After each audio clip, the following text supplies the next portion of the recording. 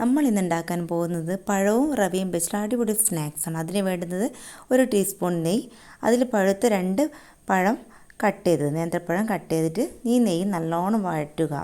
അതിൽ 1/2 cup sugar ചേർക്കുക, ഏലക്കപ്പൊടി 1/2 teaspoon ചേർക്കുക, തേങ്ങ 1/2 കപ്പ്, റവ 1/4 കപ്പ്, പാല് 1/2 കപ്പ്.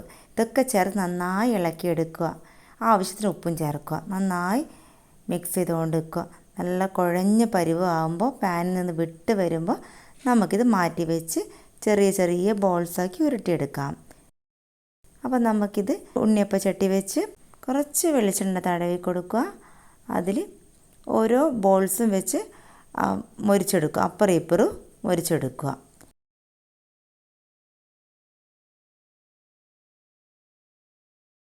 ഇതാ നമ്മുടെ പഴവും റവയും വെച്ചുള്ള സ്നാക്സ് റെഡി ആയിരിക്കുന്നു.